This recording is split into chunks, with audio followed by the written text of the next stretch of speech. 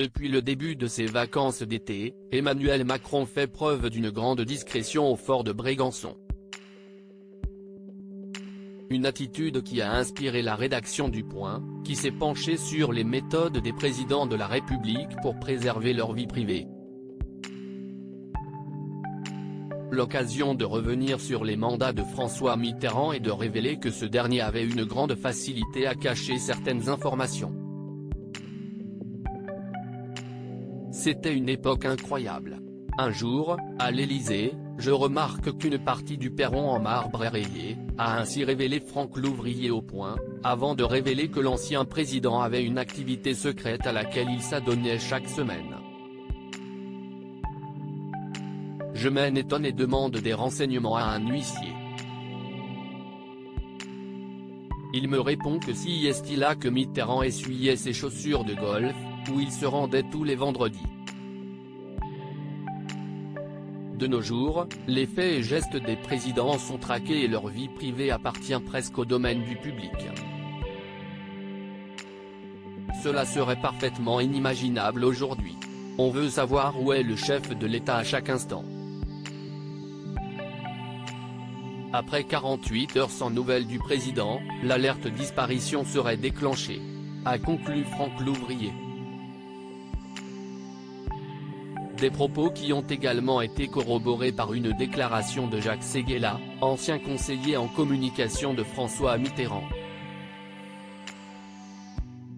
C'était le temps du grand secret.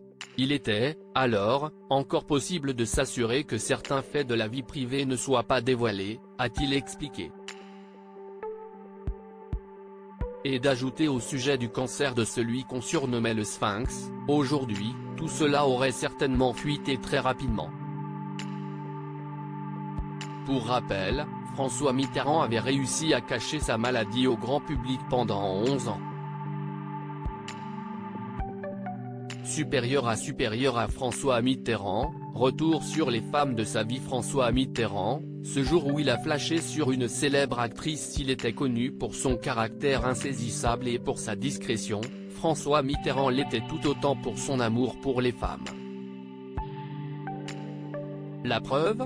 Une scène mythique qui a eu lieu à l'occasion du 9e Festival de Cannes, lorsque l'ancien président de la République s'était rendu sur la Côte d'Azur avec sa femme, Danielle, pour déjeuner avec Edwige Feuillère, figure incontournable du théâtre et du cinéma de l'époque. Celui qui était encore garde des Sceaux avait été frappé par une rencontre avec une toute autre actrice, Brigitte Bardot. Obnubilé par la jolie blonde, François Mitterrand en avait oublié sa compagne.